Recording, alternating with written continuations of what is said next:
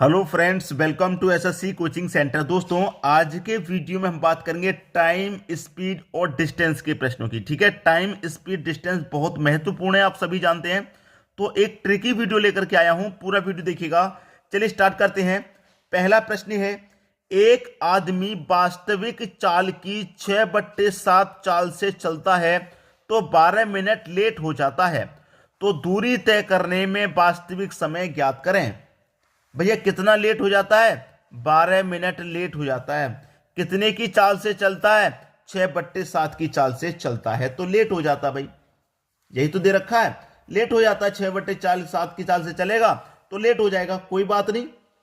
यहां पर देखिए, मैं आपको जो चीज समझा रहा हूं उसे एक बार से ध्यान में रख लेंगे तो प्रश्न कभी भी गलत नहीं होगा आपका। ठीक है, कभी भी गलत नहीं होगा, एक बार ध्यान में रख लीजिए बस इस बात को।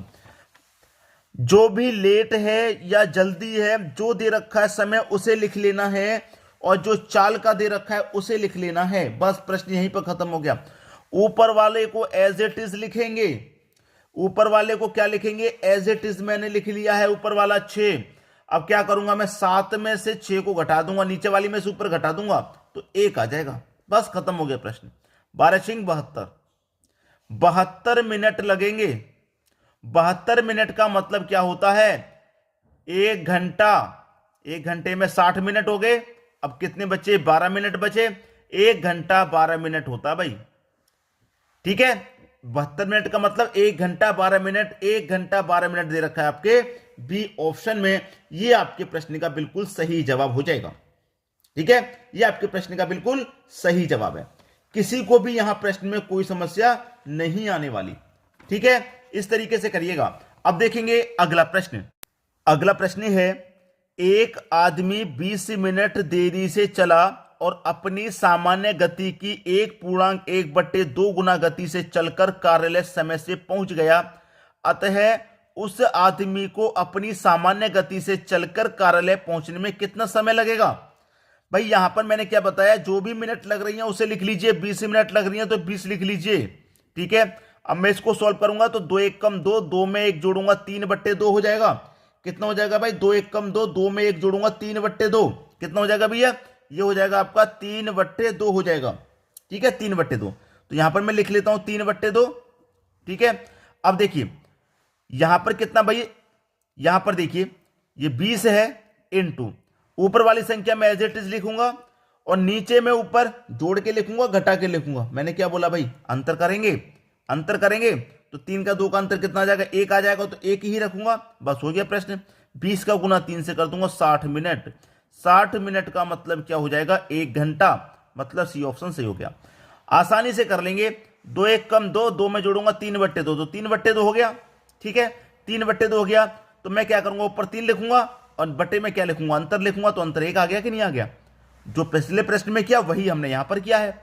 एक ही ट्रिक से सॉल्व कर रहे हैं। अब देखेंगे अगला प्रश्न। अगला प्रश्न है, एक व्यक्ति किसी निश्चित दूरी को अपनी वास्तविक चाल की 6/7 चाल से चलकर तय करने में 25 मिनट अधिक समय लगाता है। इस दूरी को वास्तविक चाल से चलकर वह कितनी देर में तय करेगा? कितना समय लगाता है भाई? वो 25 मिनट का समय लगाता है। ठीक है, 25 मिनट का समय लगाता है। ये क्या दे रखा है? 6/7। तो मैंने क्या बोला? ऊपर वाली संख्या को एज इट इज लिख लेना है और दोनों का अंतर करके लिख देना है। तो 6 का और 7 का अंतर 1 आ जाएगा, बटे में 1 लिख देना है। तो 20 का गुना मैं 6 से कर दूं, 25 का गुना 6 से कर दूं तो कितना जाएगा? 150 मिनट आ जाएगा। 150 मिनट आने का मतलब क्या हो गया? 2 घंटा 120 मिनट और 30 मिनट बची तो 2.5 घंटा। ये हो जाएगा बी ऑप्शन सही आंसर, 2.5 घंटा। ठीक है भाई, जो समय दे रखा वो लिख लेना है, ऊपर वाली संख्या को एज इट इज लिख लेना है और फिर दोनों का अंतर करके बटे में लिख देना है। ठीक है, गुना कर दिया, आंसर आ गया, बात खत्म हो गई। अब देखेंगे अगला प्रश्न। अगला प्रश्न है, एक व्यक्ति निश्चित दूरी निश्चित चाल से तय करता है। कोई निश्चित दूरी को निश्चित चाल से तय करता है। अपनी यात्रा की प्रथम आधी दूरी की अपेक्षा दुगने समय में तय करता है, तो उस व्यक्ति की चालों का अनुपात क्या होगा? ये तो होगी भाई प्रथम आधी दूरी। प्रथम आधी दूरी, ठीक है, ये होगी प्रथम आधी दूरी और ये हो गई शेष दूरी। इधर लिख देता हूं मैं शेष आधी दूरी, शेष आधी दूरी। ठीक है, लिख दिया। अब देखिए प्रश्न को ध्यान से समझिएगा। हमसे कहा था प्रश्न में, एक व्यक्ति निश्चित दूरी निश्चित साथ से तय करता है, अपनी यात्रा की प्रथम आधी दूरी के अपेक्षा दुगने समय में तय करता है। आधी दूरी की अपेक्षा दुगने समय में मतलब टाइम क्या है, जो टाइम है, जो शेष दूरी बच रही आधी, उसे क्या करता है, दुगने समय में तय करता है। यही तो दे रखा है। तो स्पीड क्या हो जाएगी, टाइम का अपोजिट होता है, मतलब 1:2 हो जाएगा। ये आपका आंसर हो गया, 1:2। बी ऑप्शन सही हो गया। याद रखना, शेष आधी दूरी को दुगने समय में तय कर रहा है। अब टाइम हो गया, ये टाइम ही तो है, टाइम का जस्ट अपोजिट चाल होता है, स्पीड होता है। ठीक है, स्पीड होता है, तो 1:2 आपका सही जवाब। अब देखेंगे अगला प्रश्न। अगला प्रश्न है, ए तथा बी के चाल का अनुपात 2:3 है। ए और बी की चाल का अनुपात 2:3 है। चाल का मतलब स्पीड का, ठीक है, स्पीड का अनुपात 2:3 है। बी को कुछ निश्चित दूरी तय करने में 36 मिनट लगता है। बी को कुछ निश्चित दूरी तय करने में 36 मिनट लगता है, तो उतनी ही दूरी तय करने में ए को कितना समय लगेगा। भैया देखिए, बी का समय कितना है, बी का स्पीड कितना है, 3 का। बी का स्पीड कितना है, 3 का।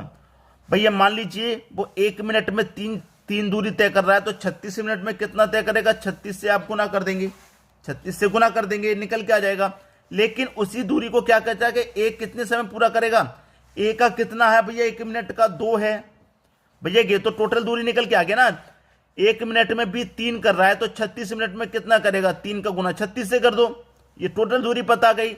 अब इसी टोटल दूरी को ए कितने समय में करेगा, तो ए 1 मिनट में 2 कर रहा है, तो इस टोटल को कितने में करेगा, 2 से कटा दो, 18 बार में 18 तिरिका 54 में तय करेगा। भाई कितने समय में, 54 मिनट में। पहला ऑप्शन सही हो गया। बात क्लियर हो गई। अब देखेंगे अगला प्रश्न।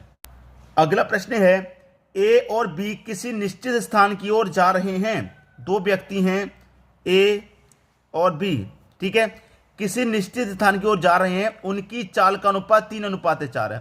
3:4 है चाल मतलब स्पीड आपकी 3:4 है। ठीक है, बी की अपेक्षा ए को उस स्थान पर पहुंचने में 15 मिनट अधिक लगता है।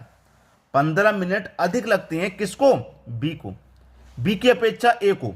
ठीक है, बी की अपेक्षा ए को। अब देखिए आपका ए का अनुपात 3 है, बी का अनुपात 4 है, तो ए का कितना कम ले रहा है ये समय, एक कम ले रहा है, बी की अपेक्षा एक कम ले रहा है। और यहां पर बी की अपेक्षा 15 मिनट समय ले रहा है, तो 1 बराबर 15 के हो जाएगा। जब 1 बराबर 15 के, तो 4:60 के, 4 बराबर 60 के हो जाएगा, और 3 बराबर 45 के हो जाएगा।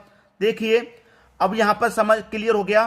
15 मिनट अधिक समय लगाता है, तो उस स्थान पर पहुंचने में ए को कितना समय लगेगा, समय पूछ रहा है। तो टाइम का जस्ट अपोजिट समय हो, देखिए स्पीड का जस्ट अपोजिट टाइम का जस्ट अपोजिट समय, ये होता है स्पीड। ठीक है, अब इनका अपोजिट कर दो भैया, अपोजिट करेंगे, 4 इधर आ जाएगा, 3 इधर आ जाएगा। पहले बहुत बार बता चुका हूं, चाल का अपोजिट समय, समय का अपोजिट चाल होता है। अब पूछ रहा है ए को कितना समय लगेगा, ए को कितना समय लगेगा ये पूछ रहा है ना। बस बता दो, 1 बराबर 15, तो 15 चौके 60 हो गया कि नहीं हो गया, हो गया। बी का पूछा जाए तो 15 तिरिका 45 हो गया, पहले ही मैंने यहां पर निकाल दिया था इसलिए। ठीक है, ये आपके प्रश्न का सही आंसर हो गया। ए का पूछा गया तो ए का हो गया 60 मिनट, मतलब पहला ऑप्शन आपका सही जवाब हो गया। अब देखेंगे अगला प्रश्न। अगला प्रश्न है आपका, 3 आदमी बिंदु ए से बिंदु बी की ओर चलना प्रारंभ करते हैं। ठीक है, बिंदु ए से बिंदु बी की ओर चलना प्रारंभ करते हैं। तीनों की चाल में 4, 3, 5 का अनुपात है, तो बिंदु बी तक जाने में तीनों द्वारा लिए गए समय का अनुपात क्या होगा। मैं देखिए तीनों व्यक्तियों को अलग अलग नाम दे देता हूं, एक्स, वाई, जेड। ये मेरे पास 3 व्यक्ति हैं, और तीनों की चाल का अनुपात है भाई 4:3:5। चाल का अनुपात, चाल का, ठीक है, चाल का जस्ट अपोजिट होता है भाई समय, और आपसे समय का अनुपात पूछ रहा है। अगर जब 2 व्यक्ति होते हैं तो ऐसे ही पलट देते हैं हम भाई, जैसे कि एक्स और वाई 2 व्यक्ति होते तो ये चाल है, ऐसे पलट देते, 3 इधर आ जाता, 4 इधर आ जाता। लेकिन अब 3 व्यक्ति हैं तो कैसे पलटेंगे, वैसे ही पलटेंगे जैसे मैंने बताया था कि x का निकालना है मान, तो x को छिपा लो, y का z का गुना कर दो, तो 3 पंजे 15। अब बी का निकालना है तो बी को छोड़ के पहली और तीसरी गुना कर देंगे, 4 पच्चे 20। अब जेड का निकालना है तो जेड को छिपा लो, 4 त्रिका 12। तो 15, 20 और 12 ये आपका सही आंसर है। 15, 20, 12 डी ऑप्शन सी हो गया। तो समय का अनुपात निकल के आ गया। क्लियर हुई। अब देखेंगे अगला प्रश्न।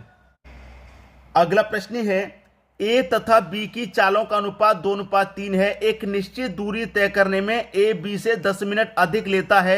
यदि अपनी सामान्य चाल की दुगनी चाल से यात्रा करे तो उसे यह दूरी तय करने में कितना समय लगेगा। भाई होमवर्क के लिए है ये प्रश्न, मैं नहीं करा रहा। आसान प्रश्न है, होमवर्क के लिए दे ही सकता हूं। तो आप मुझे कमेंट बॉक्स में इसका आंसर बताएंगे क्या आएगा। ठीक है दोस्तों, वीडियो देखने के लिए आपका बहुत बहुत धन्यवाद।